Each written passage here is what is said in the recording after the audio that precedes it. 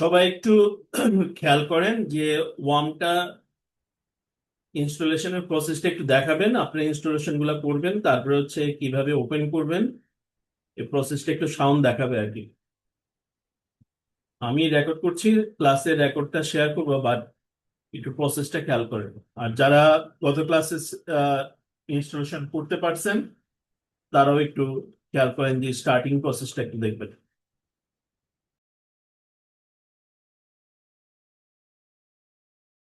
Sir, আমাকে কি শোনা যাচ্ছে? যে লাউড এন্ড ক্লিয়ার। ওকে, তাহলে স্যার সবার জন্য একটু বলতেছি যে আমি একটা মেগা লিংক শেয়ার করছি গ্রুপে। এই লিংকে ঢুকলে দুইটা জিপ ফাইল পাওয়া যাবে, একটা হচ্ছে vc.zip আর একটা হচ্ছে ওয়াম্প সার্ভার 3.3.7। তো দুইটা জিপি ডাউনলোড করলে ভালো হয়, কারণ ওয়াম্প সার্ভারের অ্যাকচুয়াল অ্যাড্রেসটা অনেক সময় খুঁজে পাওয়া যায় না। তো দুইটা জিপ ডাউনলোড করে এরকম ভাবে আনজিপ করলে এরকম দুইটা ফোল্ডার পাওয়া যাবে, একটা হচ্ছে ভিসি ফোল্ডার আর একটা হচ্ছে ওয়াম্পের একটা সেটআপ।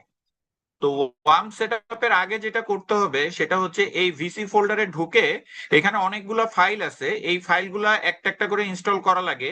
কিন্তু এখানে একটা ব্যাট ফাইল আছে, ব্যাচ ফাইল, যেটা হচ্ছে এই ডান মাউস ক্লিক করে রান অ্যাজ অ্যাডমিনিস্ট্রেটর দিলে এইখানের যতগুলা ফাইল আছে সে অটোমেটিক্যালি সবগুলো ইনস্টল শেষ করবে। এইখানকার সবগুলো ফাইল ইনস্টল শেষ হয়ে গেলে এরপরে এই ওয়ার্ম সার্ভারটা ইনস্টল করতে হবে। ওয়ার্ম সার্ভারটা ইনস্টল করলে এরপরে ওয়ার্ম চালু করলে এরকম একটা ওয়ার্ম অ্যাপ আসবে, এই ওয়ার্মটা চালু করতে হবে। তখন এই যে এরকম ভাবে দেখা যাচ্ছে মনে হয় স্ক্রিনে, যে ওয়ার্মটা চালু হবে এরকম ভাবে আমি দেখাচ্ছি। যদি ওই ভিসি সবগুলা ফাইল থাকে তখনই এই ওয়ার্মটা ইনস্টল হবে। ওয়ার্মটা চালু হইতে একটু সময় লাগে। এই যে রেডি, সবকিছু রেডি হয়ে গেছে, অল সার্ভিস রানিং। এই ওয়ার্মটাকে পাওয়া যাবে স্টার্ট মেনুতে ক্লিক করলে, এই যে সবুজ হয়ে আছে ওয়ার্ম, সবুজ মানে হচ্ছে তার সবগুলা সার্ভিসে রান করতে পারছে। এটাতে লেফট ক্লিক করলে তখন দেখা যাবে যে ডাটাবেস ম্যানেজমেন্ট নামে একটা অপশন আসছে। এই ডাটাবেস ম্যানেজমেন্ট থেকে আমাদেরকে আসলে যাইতে হবে পিএইচপি মাই অ্যাডমিনে। তো এতটুকু হচ্ছে কাজ। পিএইচপি মাই অ্যাডমিনে যাওয়ার পরে অনেকে এই জায়গায় এসে আটকায় যায়, ইউজার নেম পাসওয়ার্ড চাই। একটা মিনিট, আমার এখানে লোড হইতে সময় লাগতেছে। এই যে চলে আসছে, এই জায়গাটায় ইউজার নেম দিতে হবে রুট, পাসওয়ার্ডের ঘরটা থাকবে ব্ল্যাঙ্ক। অর্থাৎ user name root password blank দিয়ে আমি লগ ইন করবো। যদি আমার সবকিছু ঠিকঠাক থাকে, সেটআপ ঠিকঠাক থাকে, তাহলে এটা এখন লগ ইন হয়ে যাবে এবং আমি পিএইচপি মাই অ্যাডমিনের ভিতরে ঢুকে এখন ডাটাবেস ক্রিয়েট করতে পারবো। প্রথমবার রান করতেছি সেজন্য হয়তো একটু সময় লাগতেছে।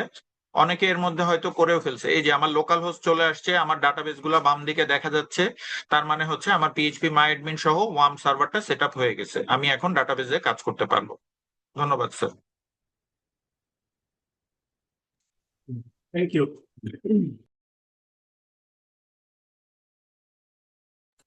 সবাই কি ক্লিয়ার, বুঝতে পারছে প্রসেসটা?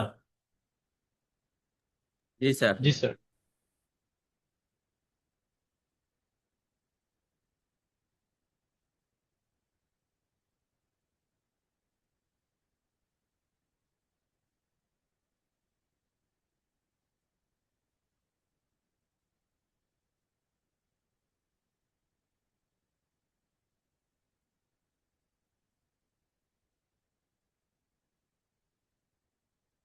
আমার স্ক্রিনটা দেখা যাচ্ছে? জি স্যার। ওকে। সো এটা হচ্ছে পিএইচপি মাই অ্যাডমিনের ইন্টারফেস। আমরা এটা ইউজ করার কারণ হচ্ছে আপনি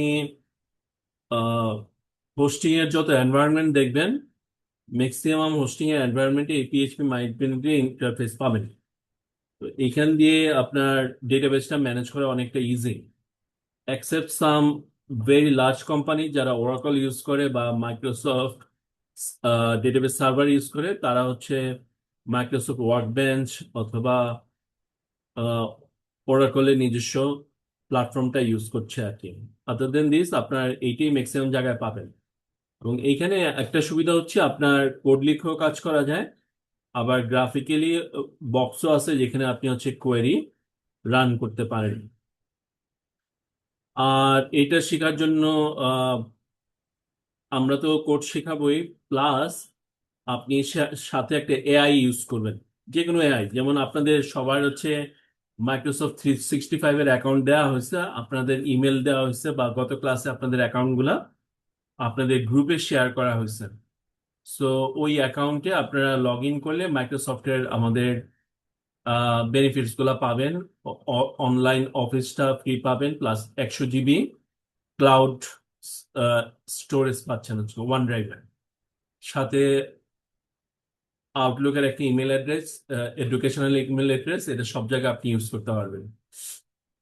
সো এরকম একটা আপনার এআই ইউজ করলে অনেক সময় হয়তো আপনি কোথাও আটকে গেলেন, তো এআই কে জিজ্ঞেস করলে আপনাকে হেল্প করবে। আর এগুলা কেন প্র্যাকটিস করবেন, কারণ এটা হচ্ছে এআই এর লাইক আপনার এআই এর জমানা আর কি, বা যুগ আমাদের শুরু হয়েছে। So this is the new reality. আপনারা যে যত এটার সাথে অ্যাডাপ্টেড হতে পারবেন, আপনারা আপনাদের ক্যারিয়ারে তত আগায় যেতে পারবেন আর কি। এনিওয়েজ, আপনারা পিএইচপি মাই অ্যাডমিনের ইন্টারফেসটা হচ্ছে বাম সাইডে হচ্ছে দেখা হচ্ছে যতগুলো আপনার ডেটাবেজ আছে, সব ডেটাবেজের একটা লিস্ট দেখায়। হুম আপনার এই ডেটাবেজে যত ধরনের ডেটাবেজ আছে, বাম সাইডে আপনি একটা লিস্ট দেখতে পারবেন।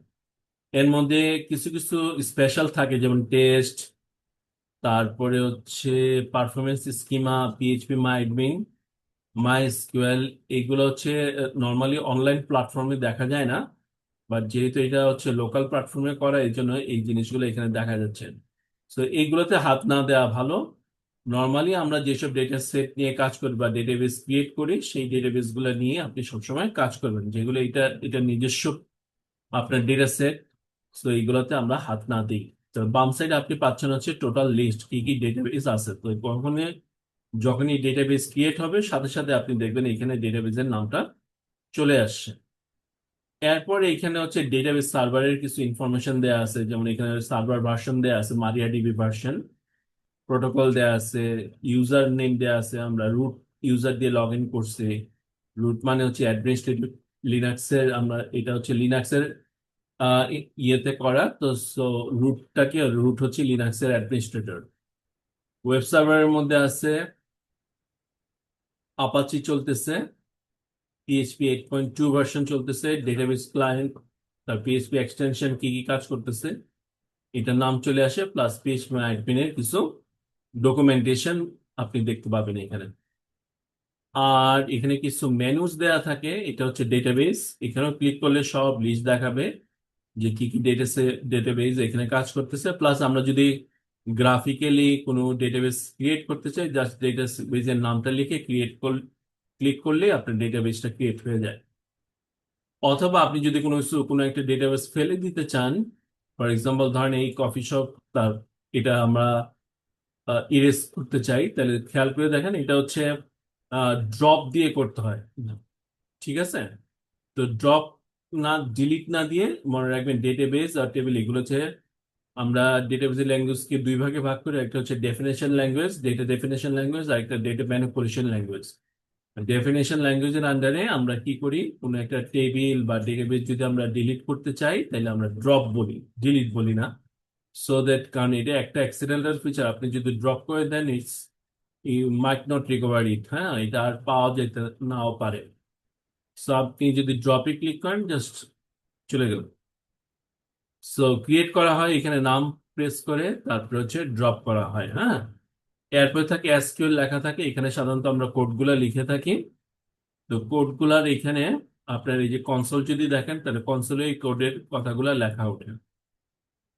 তারপরে এখানে কিছু দেখেন চেকবক্স আছে, এনেবল ফরেন চেক, অর্থাৎ আপনার টেবিলগুলো যদি কানেক্টেড হয়, একটা টেবিলের সাথে আরেকটা টেবিল কানেক্টেড থাকে, তখন সবসময় কোডগুলা রান করার সময় সে আগে কি করবে, পয়েন্ট কি চেক করে নিবে, অর্থাৎ কানেকশনটা ঠিক আছে কিনা এটা চেক করে নিবে। তারপরে রোল ব্যাক করা যায়। ঠিক আছে, show the query in here again, আবার কোয়েরিটা দেখাবে। সো এইগুলো চেক করে রাখলে আপনার এই সুবিধা বা কিছু সুবিধা বা অ্যাডভান্টেজ পাচ্ছেন। ডেলিমিটার থাকে হচ্ছে আমরা কোলন দিয়ে রাখছি, অর্থাৎ এসকিউএল এ যখনই আমরা কোড লিখি, শেষ শেষ লাইনটায় সবসময় একটা সেমিকোলন দেয়া লাগে। সো আপনি এখানে ডেলিমিটারটা দেয়া আছে। তো আপনি যদি ওয়ার্ক বেঞ্চে কাজ করেন, ইউ মাস্ট কিপ সেমিকোলন, বা ওরাকলে কাজ করলে আপনাকে সেমিকোলন দিতেই হয়। বাট পিএইচপি মাইডমেনে এটা না দিলেও চলে, বা আপনাকে ফরগিভ করে, কারণ আপনি এখানে অলরেডি এই যে এটা পুশ করা আছে বা লেখা আছে, আপনি কোড লিখলেও সে অটোমেটিক শেষে সেমিকোলনটা দিয়ে নেয়, যার কারণে আপনার সেমিকোলন না লিখলেও সমস্যা হয় না। এরপরে স্ট্যাটাস আছে, ডেটাবেসটার কি অবস্থা, ইউজার অ্যাকাউন্ট আছে, কোন কোন ইউজার এখানে কানেক্টেড আছে, তাদের কি কি প্রিভিলেজ আছে। প্রিভিলেজ হচ্ছে সে কি কি করতে পারবে। যেমন আপনি যদি প্রিভিলেজ কারো এডিট করতে চান, খেয়াল করে দেখেন এগুলো হচ্ছে প্রিভিলেজ গুলা, সে ডেটাতে এইসব কমান্ড রান করতে পারবে। হুম, কোন কোন কমান্ড রান করতে পারবে, কতক্ষণ কাজ করতে পারবে, হ্যাঁ, এই সব কিছু আপনি এখান থেকে এডিট করে দিতে পারেন। সুবিধা কি, হয়তো আপনি কোনো একটা অ্যাডমিনের, যারা ডেটাবেজে কাজ করবে, ডেটাবেজ অ্যাডমিনিস্ট্রেটর, তারা হচ্ছে ফুল প্রিভিলেজ নিয়ে হয়তো থাকে। অন্য আরেকজন ইউজার হয়তো শুধু আপনি দেখলেন যে সে ভিউ করতে পারবে, হ্যাঁ, হয়তো শুধু সিলেক্ট কলাম দিয়ে রাখা, যে সে কি কি আছে সে শুধু ওই জিনিসটা দিতে পারবে। আরেকজন দেখেন ক্রিয়েট ইউজার আপনি দিলেন না, তো করতে পারবেন না। তো যেগুলো যেগুলো আপনি চেক করে দিবেন, ওই ওই প্রিভিলেজ গুলোই শুধু ওই ইন্ডিভিজুয়াল ইউজার আপনার এনজয় করবে। এরপর হচ্ছে এক্সপোর্ট। তো এক্সপোর্টে যেটা হয় যে আপনার, আমরা পুরো ডেটাবেস এক্সপোর্ট করতে পারি। ধরেন আপনি এক সার্ভার থেকে অন্য সার্ভারে নিলেন, তখন হয় কি পুরো ডেটাবেস আমরা এক্সপোর্ট করতে পারি, অথবা একটা টেবিল আমরা এক্সপোর্ট করতে পারি, অথবা একটা কোয়েরির রেজাল্ট আমরা এক্সপোর্ট করতে পারি, হ্যাঁ। সো এক্সপোর্টটা আমাদের কাজে লাগবে যখন আমরা সার্ভার টু সার্ভার মাইগ্রেশন, অথবা পার্টিকুলার একটা টেবিল ডাউনলোড করব, বা কোনো একটা কোয়েরির রেজাল্ট ডাউনলোড করব, তখন আমাদের এক্সপোর্টটা ফাংশনটা কাজে লাগে। ইম্পোর্ট ফাংশন যদি এক্সপোর্ট করতে হয়, তাহলে এক সার্ভার থেকে আপনি এক্সপোর্ট করলেন, বা আরেক সার্ভারে এটা কি হবে, ইম্পোর্ট করতে হবে, তো ইম্পোর্ট ফাংশনটা সেখানে কাজে লাগে। হ্যাঁ, কিন্তু এক্সপোর্ট ইম্পোর্ট করার সময় কিছু জিনিস চেক করতে হয়। ওই জিনিসগুলো ভালোভাবে চেক না করলে তখন ইম্পোর্টের সমস্যা হয়। তো আমরা যখন ইম্পোর্ট করব, তখন এই জিনিসগুলো পার্টিকুলারলি নোট ডাউন করবেন, তাইলে আপনার ইম্পোর্টে সমস্যা হওয়ার কথা না আর কি। তো এটা অন্য নাম হচ্ছে ডেটাবেস মাইগ্রেশন, অর্থাৎ এক সার্ভার থেকে আরেক সার্ভারে আপনার মাইগ্রেট করলেন ডেটাবেস। হ্যাঁ, এটা খুবই সিম্পল বাট ক্রুশাল। সেটিংস আছে যে এটা কিভাবে কাজ করবে, পিএইচপি জেএসএন, এটা আমাদের জন্য অত ইম্পর্টেন্ট না।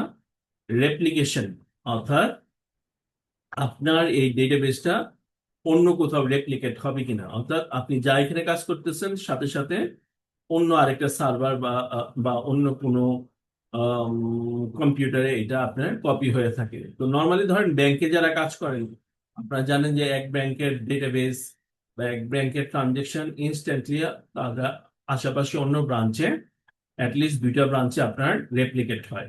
ঠিক আছে, তো ডেটাবেজে এইভাবে এইখানে এই রেপ্লিকেশন গুলা করা থাকে, সো দ্যাট এই ডেটাবেজে যখনই যেই কাজ হচ্ছে সাথে সাথে প্রাইমারি এক জায়গায় রেপ্লিকেট হয়ে যায়। তাহলে এটার আরেকটা সুবিধা হচ্ছে আপনার ফল্ট টলারেন্স সিস্টেম করি আমরা, বা একটা reliable system. Fault tolerance system কি, যে যে কোনো কিছু হইলে একটা ধরেন সিস্টেম বা এই কম্পিউটার বা সার্ভার ট্রিপ করলো, সাথে সাথে অন্য সার্ভার থেকে সে কি করে স্টার্ট করে দেয়। সো স্টার্ট করতে হয়ে গেলে তো ডেটাবেসটা আপডেট থাকা লাগবে। তো এই রেপ্লিকেশন করে রাখলে, বা আমরা অন্য কথা বলি মিররিং, হ্যাঁ, মিররিং করে রাখলে আপনি ইজিলি কি হয়, ডেটা গুলা লস হয় না, সাথে সাথে অন্য সার্ভার থেকে আপনি এটা এক্সিকিউট বা ব্যাকআপ বা আপনি যেটাই বলেন অপারেশনটা করতে সুবিধা হয়। এরপরে আছে ভ্যারিয়েবল, কোন কোন ভ্যারিয়েবল নিয়ে সে এখানে কাজ করতেছে।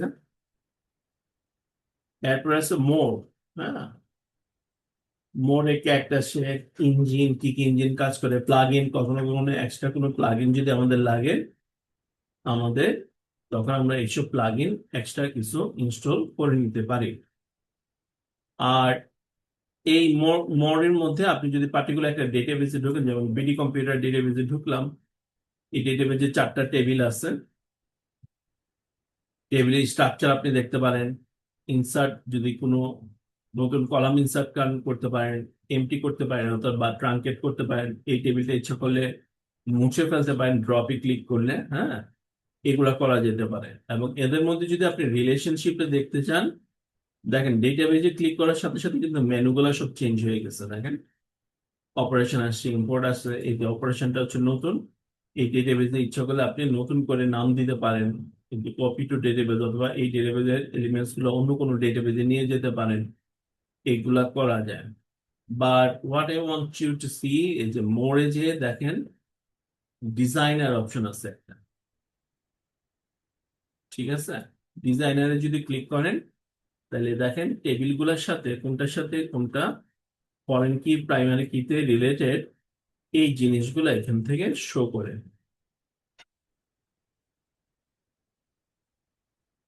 তো মূলত এখানে তিনটা টেবিল, একটা হচ্ছে স্টোর টেবিল, প্রোডাক্ট টেবিল, আর হচ্ছে সেলস টেবিল, আর একটা হচ্ছে ভিউ। ভিউটা আমরা একটু পরে বুঝতেছি। মূলত দেখেন প্রোডাক্ট টেবিলের এলিমেন্টস হচ্ছে item number, item name and unit price. আর স্টোরের হচ্ছে স্টোর নাম্বার, আর হচ্ছে সেলস রিজন, কোন রিজনে সেলসটা হচ্ছে। এইগুলা সেলস টেবিলের সাথে কানেক্টেড। সেলস এর একটা আইডিয়া আছে, কোন স্টোরের সেলস হচ্ছে স্টোর নাম্বার, তো এই স্টোর নাম্বারের সাথে এই স্টোর নাম্বার হচ্ছে লিঙ্ক করা। এটা হচ্ছে প্রাইমারি কি, আর এখানে হচ্ছে ফরেন কি। একইভাবে প্রোডাক্ট টেবিলের প্রোডাক্ট নাম্বার এবং সেলস টেবিলের দেখেন আইটেম নাম্বার, এই দুইটা হচ্ছে কানেক্টেড। প্রোডাক্ট টেবিলের আইটেম নাম্বার হচ্ছে আপনার প্রাইমারি কি, একইভাবে সেলস টেবিলে হচ্ছে এটা হচ্ছে ফরেন কি। তো এইভাবে কানেক্টেড, এই জন্য আমরা বলি এটাকে রিলেশনাল টেবিল বা রিলেশনাল ডেটাবেস। হ্যাঁ, কারণ কি একটা টেবিলের সাথে অন্য একটা টেবিলের কমন এলিমেন্টস আমরা যুক্ত করে আমরা কি করি, রিলেশন ক্রিয়েট করি। এবং রিলেশন ক্রিয়েট করার মাধ্যমে আমরা কি করি, ডেটাবেসের রিডান্ডেন্সি কমায় দিতে পারি, হ্যাঁ, এরর রেট কমায় দিতে পারি, এবং খুব ফাস্ট আমরা ডেটা রিট্রিভ করতে পারি। আর সেলস টেবিলের মূল আইটেম গুলো হচ্ছে ইউনিট সোল, কবে সেল করা হয়েছে, ডেট দেয়া আছে, টোটাল অ্যামাউন্ট দেয়া আছে। দেখেন একটা টেবিল, এইগুলো তিনটা কানেক্টেড, বাট এটা খুবই আইসোলেটেড। বিডিসি ভিউ টেবিলটা হচ্ছে আইসোলেটেড আছে। তো আইসোলেশনের কারণটা কি, এটা হচ্ছে একজিক্টলি টেবিল না, এটা একটা ভার্চুয়াল টেবিল। কেন ক্রিয়েট করা হয়েছে, যে আমাদের বারবার কোয়েরি করে তিনটা টেবিলকে জয়েন করে আমাদের কি করতে হয়, কাজ করতে হয়। তো এটা না করে আমরা কি করছি, এই তিন টেবিলের সব এলিমেন্টস দিয়ে একটা ভিউ ক্রিয়েট করছি। এটা একটা টুইক, বাট অর্গানাইজেশন লেভেলে এই ভিউটা ইউজ হয় হচ্ছে কি, ধরেন একটা তো মাস্টার ডেটাবেস থাকে, ওই ডেটাবেসে হচ্ছে সবার সব কলামে কিন্তু অ্যাক্সেস নাই। যেমন সেলসে যারা ডেটা দিচ্ছে ওরা হয়তো প্রোডাক্টের এন্ট্রি করতেছে না। হুম। তো এন্ট্রিটা করবে একটা গ্রুপ, বা পার্চেসিং বা প্রকিউরমেন্টে যারা আছেন তারা এন্ট্রি দিবে হচ্ছে প্রোডাক্টস এর। নতুন কোন স্টোর ওপেন হচ্ছে কিনা এটা এন্ট্রি দিবে হচ্ছে অ্যাডমিন। আর সেলস এ হচ্ছে সেলস এ যে লোকটা কাজ করতেছে পয়েন্ট অফ সেলস এ, তারা সেলস এর ডেটাটা ইনপুট করবে। তার তিনটা ডিপার্টমেন্ট তিনটা কাজ করতেছে। এখন আপনি অ্যাজ এন অ্যানালিস্ট বা আপনি বস হিসাবে আপনি সব ডেটা গুলোই একসাথে দেখতে চাচ্ছেন, তখন করা হয় কি, ভিউ ক্রিয়েট করা হয়। তো এই স্টোর টেবিল থেকে হয়তো স্টোর টেবিলের আপনার যে মাস্টার ডেটাবেস আছে ওখানে সবাইকে সব অ্যাক্সেস না দিয়ে, যারা স্টোরে শুধু স্টোর নাম্বারটা বা এডিট করবে তাদেরকে শুধু স্টোরের পারমিশন দিয়ে রাখলেন, বা প্রোডাক্টের জন্য প্রোডাক্টের ভিউ ক্রিয়েট করে রাখলেন।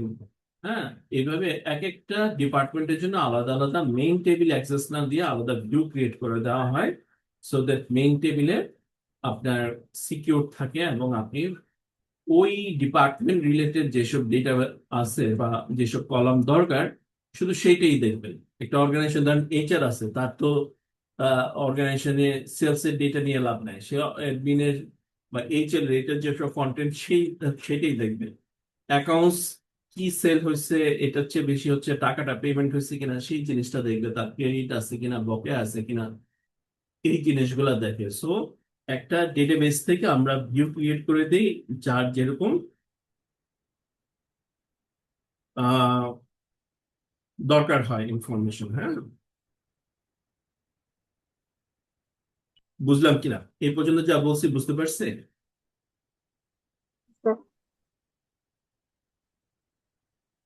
সবাই কি বুঝতে পারছি যা কথা বললাম? জি স্যার। ওকে, নাও আমরা একটু ডেটাবেস ক্রিয়েট করা শিখি, কিভাবে ডেটাবেস ক্রিয়েট করে। সো আপনি ডেটাবেস ক্রিয়েট করার জন্য আপনি এই যে দেখেন উপরে সার্ভার নাম আছে, আবার ডেটাবেস, আপনি যখন যে ডেটাবেসে কাজ করবেন উপরে দেখেন ওই ডেটাবেসটার নাম আসবে। হুম। এটা খুবই ইম্পর্টেন্ট। কেন? পরীক্ষার সময় বা আপনি যখন প্রফেশনাল লাইফে কাজ করবেন, অনেক ডেটাবেস আপনার ওয়েবসাইটে থাকতে পারে, হ্যাঁ, বা আপনার সার্ভারে থাকতে পারে। তো আপনি অ্যাকচুয়ালি কোন ডেটাবেসে কাজ করতেছেন এই নামটা একটু চেক করে নিন। ডেটাবেস, হ্যাঁ। আচ্ছা, আমরা মূল সার্ভারে চলে গেলাম। এখানে দেখেন ডেটাবেসের নাম আসলো। আমরা কোয়েরিটা পরে শিখতেছি, আমরা আগে গ্রাফিক্যালি একটু শিখে ফেলি যে ডেটাবেস কিভাবে ক্রিয়েট করতে হয়। তাহলে ডেটাবেস ক্রিয়েট করেন, করার পরে আপনার নাম। আচ্ছা, ডেটাবেসে নেমিং একটা কনভেনশন আছে যে আপনি কিভাবে নাম দিবেন, টেবিলের নাম অথবা ডেটাবেসের নাম। এখন আপনার যদি মাল্টিপল ওয়ার্ডস থাকে আপনার নামে, তাহলে অবশ্যই আন্ডারস্কোর ইউজ করবেন। মনে থাকবে কথাটা? মনে জি থাকবে স্যার। স্যার। জি। জি স্যার। তাহলে আন্ডারস্কোর ইউজ করবেন অথবা দুইটা ওয়ার্ড একসাথে মিলিয়ে লিখবেন। এইটা হয়তো ডেটাবেস ক্রিয়েশনের সময় আপনাকে ঝামেলা করবে না, টেবিল ক্রিয়েশনের সময় ঝামেলা করবে না, বাট আপনি যখন কোয়েরি দিতে যাবেন তখন এটা আপনাকে ঝামেলা ক্রিয়েট করবে। মানে একসাথে লিখলো স্যার, নো স্পেসেস? জি, নো স্পেস দুইভাবে লেখা যায়। একটা হচ্ছে আন্ডারস্কোর দিলেন, আর একটা হচ্ছে উইদাউট স্পেস, দুইটা একসাথে লিখে থাকেন। যেমন হতে পারে কফি শপ,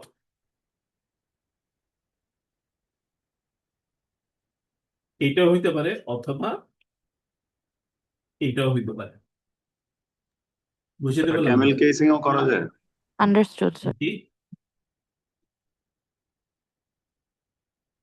আন্ডারস্কোরও করতে পারেন অথবা এইভাবে একসাথে করেও করতে পারেন। লিখে আপনি ক্রিয়েটে ক্লিক করলেন, বাস দেখেন বাউন্সের একটা ডেটাবেস ক্রিয়েট হয়ে গেল, আপনার সাথে সাথে উপরের নামটা চলে আসলো, ডেটাবেসের নাম।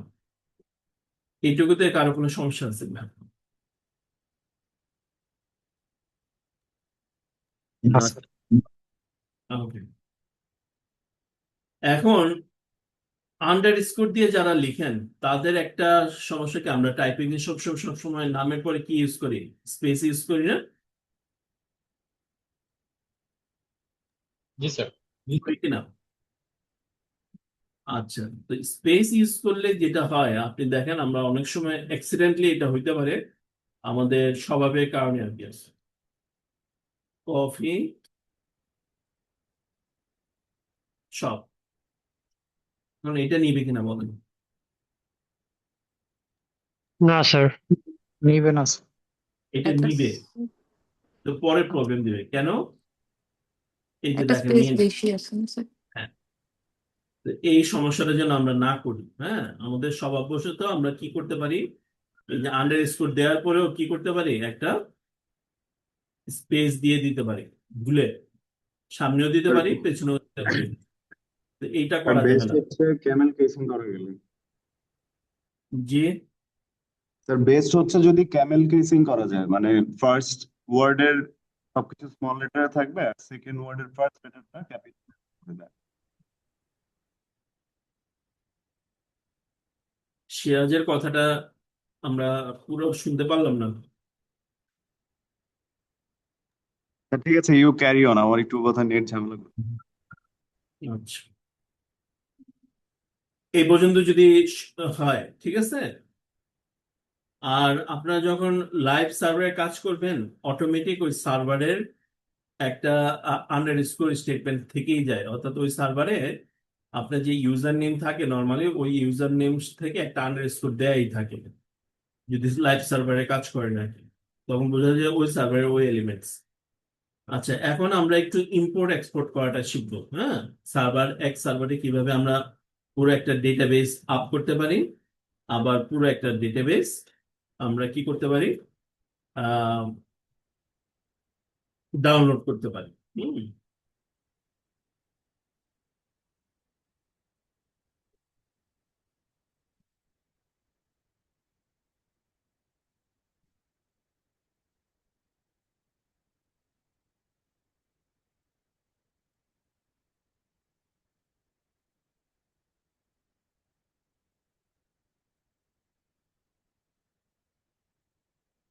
ওকে, তো আপনারা একটু স্কুলে যদি চলে যান,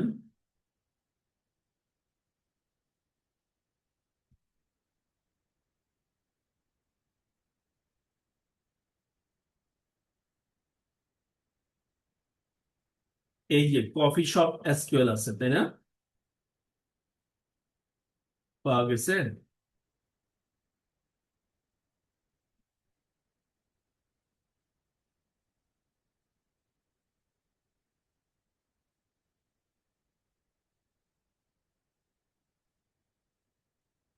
পেয়েছেন? জি স্যার পেয়েছি। আচ্ছা, পরীক্ষার সময় আপনাদের এটা কাজে লাগবে। তাহলে কফি শপ এসকিউএল যেটা আছে আপনার এসকিউএল ফাইল, এটা অর্থাৎ ডেটাবেস এসকিউএল হিসেবে নামে। তো এটার উপর আপনারা করবেন কি, রাইট ক্লিক করবেন। ঠিক আছে, জি স্যার। করার পর হ্যাঁ, যদি এসকিউএল ফাইল দেওয়া থাকে আপনাদের পরীক্ষার সময়, এসকিউএল ফাইল দেওয়া থাকে, যে পুরো ডেটাবেসটা দেওয়া হয়, ওইটার উপরে কোয়েরি করে কাজ করা। তো আমরা আপাতত আপ করেছি, ধরেন এই কফি শপটা আপনি কোনো একটা সার্ভার থেকে ডাউনলোড করেছেন বা কেউ দিয়েছেন। তাহলে আপনি কফি শপের উপরে রাইট ক্লিক করলেন, করার পরে সেভ লিঙ্কেস, পরীক্ষার জন্য বলছি আর কি, অন্য সেটিং না, সেভ লিঙ্কেস দেওয়ার পরে আপনার যেখানে ফাইলটা ডাউনলোড করার সেখানে করবেন। এই যে দেখেন, এক্সটেনশন কি হিসেবে সেই ফাইল হ্যাজ এসকিউএল ফাইল হিসেবে সে ডাউনলোড হবে। ঠিক আছে, সবার হইল কিনা দেখি। জি স্যার। ওকে, সো এটা হওয়ার পরে কারো পিসিতে টেক্সট হিসাবে দেখাবে, কারো পিসিতে এসকিউএল যদি নোট থাকে তাহলে এসকিউএল হিসাবে নোটবুক দিয়ে ওপেন করা যাবে। আচ্ছা, এখন আপনার কি করব, আমরা একটা আমাদের পিএইচপি মাইডমেন বা ডেটাবেসে আমরা আপ করব। তো আপ করার নিয়মটা হচ্ছে আপনি আগে একটা ডেটাবেস খুলে নেবেন। প্রসেসটা যদি একটু লিখে রাখেন ভালো, যে ডেটাবেস আপ করার নিয়মটা কি, পুরো একটা ডেটাবেস আপ করার নিয়মটা কি। ফার্স্ট স্টেপ হচ্ছে আপনি ডেটাবেসে একটা নতুন ডেটাবেসের নাম দিবেন। For example MPMIS underscore coffee shop.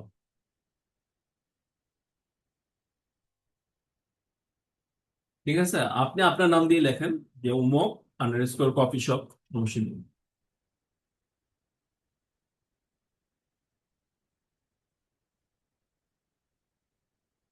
ঠিক আছে, দিয়ে ক্রিয়েটে ক্লিক করেন। করার সাথে সাথে দেখেন আপনার ডেটাবেস ক্রিয়েট হয়ে গেল, বাট এখানে কোনো টেবিল বা ডেটাবেস ডেটা নেই। সবার কি ওপেন করা হয়েছে?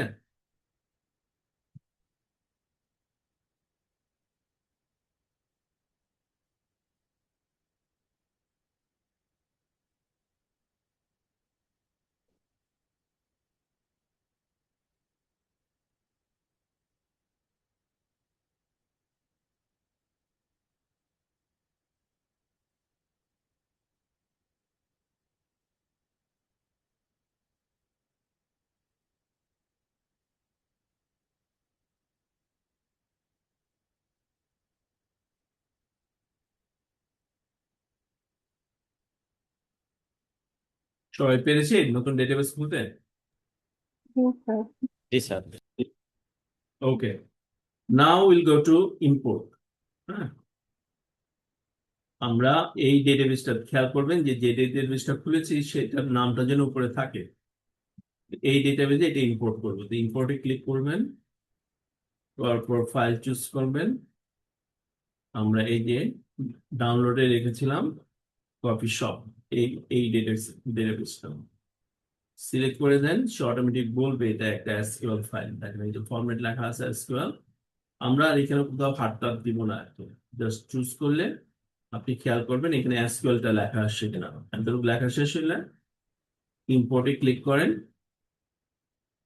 কোড অটোমেটিক রান হয়েছে। এই দেখেন এমপিএমএস এর ভিতরে টেবিল গুলো চলে আসে, কাস্টমার অর্ডারস এন্ড প্রোডাক্টস, সব ডেটা আমাদের চলে আসছে।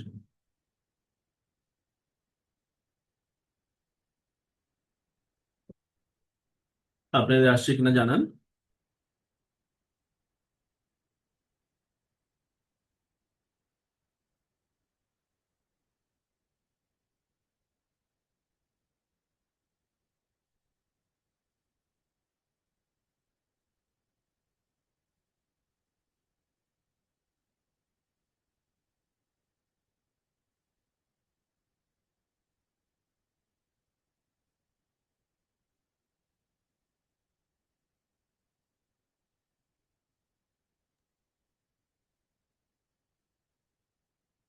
স্যার ব্রাউজারের ভিন্নতার কারণে কি ভিউটা কি আমাদের বিভিন্ন রকম হতে পারে? হইতে পারে। আমার হচ্ছে মানে এজ দিয়ে ওপেন হচ্ছে, তো এই কারণে মনে হচ্ছে যে একটু অন্যরকম দেখাচ্ছে। আচ্ছা আচ্ছা।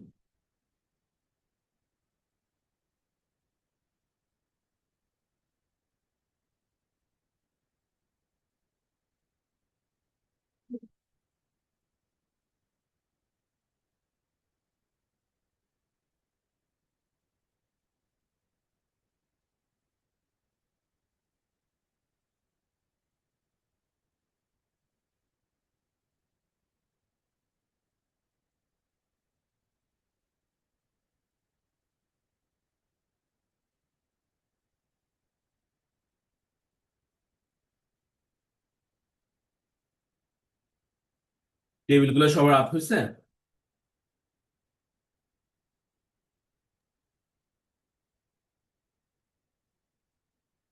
এইটুকু পারলাম কিনা? ডিবি কি ইম্পোর্ট করব? হ্যাঁ, ইম্পোর্ট।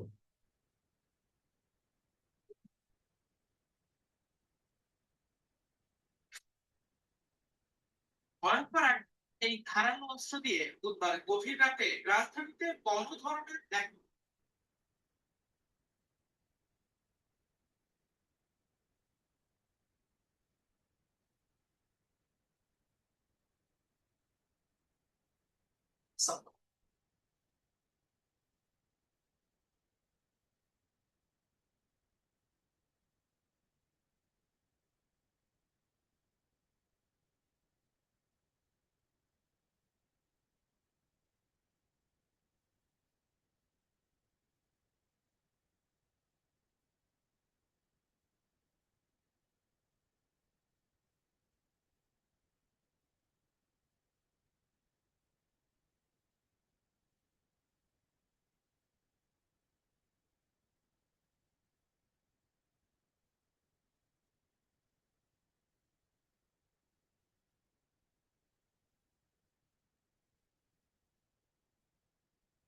তো কনফার্ম করেন আমরা পারলাম কিনা। জি স্যার। ওকে, এখন আপনি যদি পুরো একটা ডেটাবেস আপনি নামাতে চান, তাহলে কিভাবে নামাবো? এখন তো আপ করা শিখলাম। নামানোর জন্য দেখেন যে ডেটাবেসটাতে আপনি নামাতে চাচ্ছেন সেই ডেটাবেসটার নামটা শুধু থাকবে, টেবিল থাকবে না, শুধু ডেটাবেসটার নাম। এখানে টেবিলগুলো শো করবে, তারপর আপনি যাবেন এক্সপোর্টে।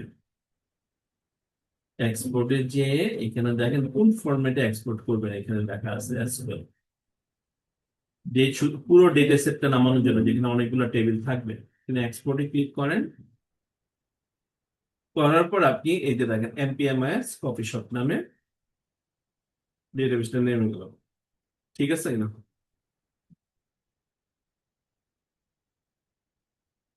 খুবই সহজ। দেখেন তো নামাতে পারেন কিনা।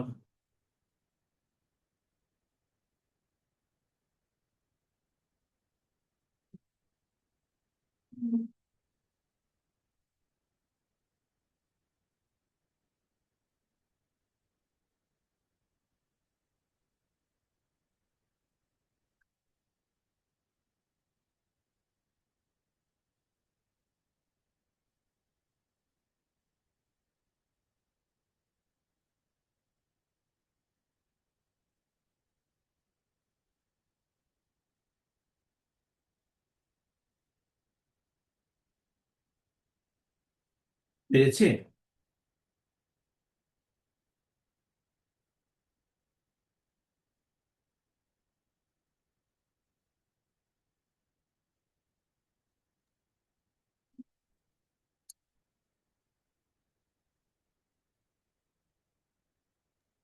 জি স্যার, নামছে। এখন আমরা একটু দেখতে চাই যে টেবিল অপারেশন। দেখেন এই এই ডেটাবেসটার আন্ডারে আপনার তিনটা টেবিল আছে, কাস্টমার, অর্ডারস এন্ড প্রোডাক্টস। এখন এটার মধ্যে যদি আমরা রিলেশনশিপ দেখতে চাই, তাহলে এই যে শুধু ডেটাবেসটা থাকবে উপরে, এই যে খেয়াল করে দেখেন ডেটাবেসটা থাকলো। এরপর আমরা মোড়ে যাব, তারপর হচ্ছে ডিজাইনারে গেলে আপনি এইগুলার রিলেশনশিপটাও দেখতে পারবেন।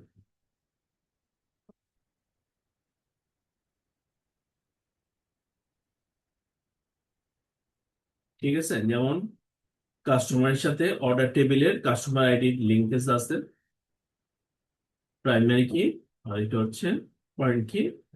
প্রোডাক্ট টেবিলের প্রাইমারি কির সাথে অর্ডার টেবিলের প্রোডাক্ট আইডির সাথে রিলেশন করা, এটা হচ্ছে পয়েন্ট কি প্রাইমারি কি রিলেশনশিপ। এখন যদি বলে যে ভাই তোমার পুরো কাস্টমার লিস্টটা আমাকে একটু সেন্ড করো বা এক্সেলে নামায় দেয়, ঠিক আছে, এরকম অনেক সময় আপনারা আইটি কে বলেন যে আমাকে এই টেবিলটা এক্সেলে নামায় দেন। তো কোয়েরি না করলে পুরো টেবিলটা যদি নামাইতে হয়, আপনি জাস্ট টেবিলে ক্লিক করবেন, করার পর এখানে এসে দেখেন এক্সপোর্ট আসছে, এক্সপোর্টে ক্লিক করলে এই কলামে চলে গেলেন, অথবা এই কলামেও যেতে পারতেন ডাইরেক্ট। যাওয়ার পরে এখন এখানে ফরম্যাট চাচ্ছে, কি ফরম্যাটে আপনি দিবেন। এখন যারা একটু ডেটাবেস সম্বন্ধে ধারণা কম, তাদেরকে তো আপনাকে এসকিউএল দিলে লাভ নেই। আপনি ইদার এক্সেলে দিবেন, অথবা ওয়ার্ডে দিবেন, অথবা পিডিএফ এ দিবেন, অথবা টেক্সটে দিবেন, অথবা এক্সএমএল দিবেন। হ্যাঁ, তো ফর এক্সাম্পল আমরা মাইক্রোসফট এক্সেলে পাঠাই, চুজ করলাম, চুজ করে আপনি এক্সপোর্ট করে দেন। এক্সপোর্ট হলো সিএসভি হিসাবে। হ্যাঁ, আপনি এটা ওপেন করেন,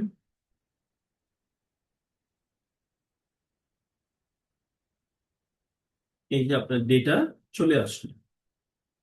ঠিক আছে, যেহেতু সিএসভি, ওরা কি করছে, কলা কমা ডেলিমিটেড করে রাখছে। তো নর্মালি সিএসভি ফাইল ওপেন করলে অটোমেটিকলি আপনার চেঞ্জ থাকে। যদি আপনি কখনো দেখেন যে আপনার ফাইলটা এরকম অবস্থায় আছে, অর্থাৎ একটা কলমেই সব কমা কমা কমা কমা হিসেবে আসে, আপনি ইচ্ছা করলে এটা কি করা যায়, সিলেক্ট করবেন পুরো কলামটা। আপনি দেখেন এই যে দেখেন টেক্সট টু কলাম নামে একটা অপশন আছে, পুরোটা সিলেক্ট করে টেক্সট টু কলাম একটা অপশন আছে, এখানে ক্লিক করেন। করার মনে আছে ডেলিমিটেড, ডেলিমিটেড মানে কি যে কমা দেওয়া। নেক্সট, আপনি সবগুলোই চুজ করে দেন, সমস্যা নেই। দেখেন অটোমেটিক সবগুলো চুজ করাতে অটোমেটিক সব আলাদা আলাদা হয়ে গেছে। ফিনিশে ক্লিক করেন, দেখেন আপনার ডেটাটা খুব সুন্দর শেপ দিয়ে নিচ্ছে। বুঝতে পারলাম কিনা?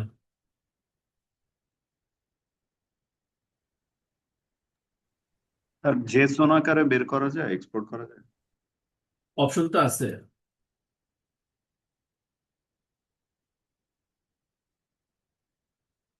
এই যে জেসন,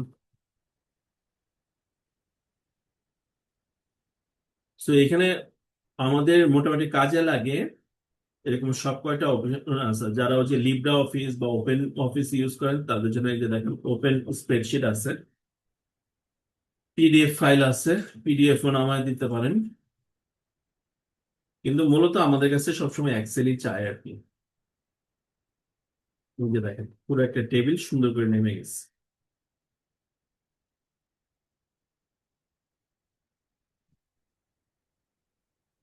ক্লিয়ার কিনা?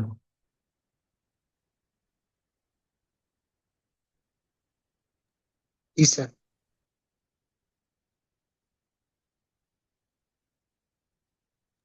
ওকে, তাহলে সবার কাছে কিন্তু এই ফাইলটা আপ হয়ে গেছে, তাই না? সবার ডেটাবেজে। জি স্যার। ঠিক আছে।